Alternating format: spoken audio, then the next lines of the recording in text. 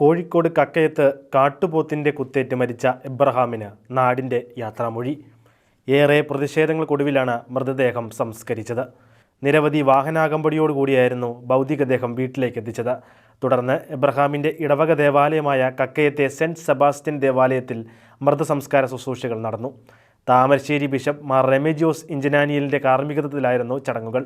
അക്രമകാരിയായ കാട്ടുപോത്തിനെ ഉടൻ വെടിവെച്ച് കൊലപ്പെടുത്തുക, സർക്കാർ പ്രഖ്യാപിച്ച ധനസഹായം കൈമാറുക, അതോടൊപ്പം കുടുംബത്തിലെ ഒരാൾക്ക് സർക്കാർ ജോലി നൽകുക എന്നീ ആവശ്യങ്ങൾ കലക്ടർ അംഗീകരിച്ചതോടെയാണ് ഇൻക്വസ്റ്റ്, പോസ്റ്റ്മോർട്ടം ഉൾപ്പെടെയുള്ള നടപടിക്രമങ്ങൾ നടത്തിയ ശേഷം എബ്രഹാമിൻ്റെ മൃതസംസ്കാരം നടത്താൻ കുടുംബം തയ്യാറായത്. കക്കയത്ത് കാട്ടുപോത്തിറങ്ങുന്ന 2.5 ഏക്കറിൽ ഇലക്ട്രിക് ഫെൻസിംഗ് ഉടൻ സ്ഥാപിക്കുമെന്നും കലക്ടർ ഉറപ്പു നൽകിയിട്ടുണ്ട്. ഇക്കഴിഞ്ഞ ചൊവ്വാഴ്ചയായിരുന്നു കൃഷിയിടത്തിൽ വെച്ച് എബ്രഹാമിനെ കാട്ടുപോത്ത് ആക്രമിക്കുന്നത്. ഗുരുതരമായി പരിക്കേറ്റ എബ്രഹാമിനെ ആശുപത്രിയിൽ എത്തിച്ചെങ്കിലും രക്ഷിക്കാനായില്ല. സംഭവവുമായി ബന്ധപ്പെട്ട് കഴിഞ്ഞ ദിവസം താമരശ്ശേരി രൂപതയുടെ നേതൃത്വത്തിൽ കക്കയം ഫോറസ്റ്റ് ഓഫീസിലേക്ക് നടത്തിയ പ്രതിഷേധ മാർച്ചിൽ നിരവധി പേർ പങ്കെടുത്തിരുന്നു.